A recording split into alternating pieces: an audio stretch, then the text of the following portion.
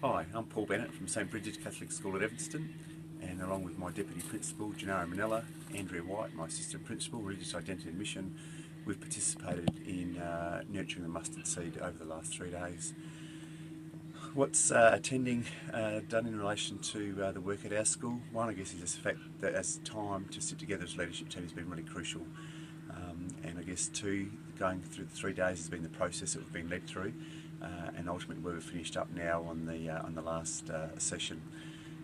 Also two, just being able to share Eucharist with colleagues who are in the same roles as what we are, and also being able to pray with our colleagues is a really important part of the process.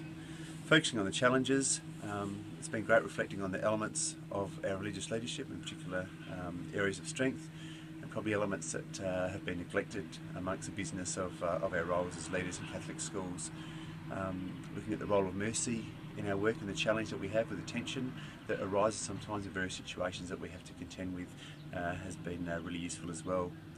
I think what the challenge has been is having an understanding, having a language to identify the different levels of spirituality of our staff, so that now together as a team we can go back and work pretty closely with our staff on identifying with them where we need to work with them and the personal learning goals that they can set for themselves.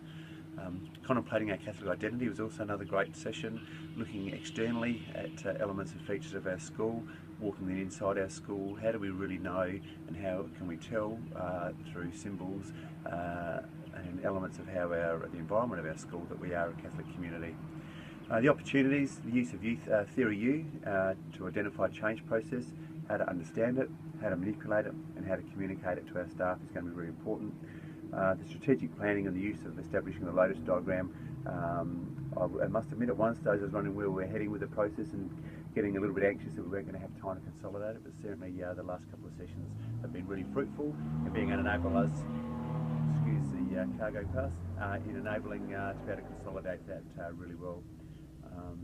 And I guess how we undertake our religious leadership with a focus on the role that we have as witness, the role that we have as moderator, and the role that we have as specialist in our leadership roles is really important as well. Other benefits of attending, I guess a reminder of the importance of symbols and storytelling in our tradition was really useful. Being introduced to Paul Sharkey's resource, The Educator's Guide to Catholic Identity, and having a really good chance to look through that and use that as an ongoing resource in our work and to assist us in this journey.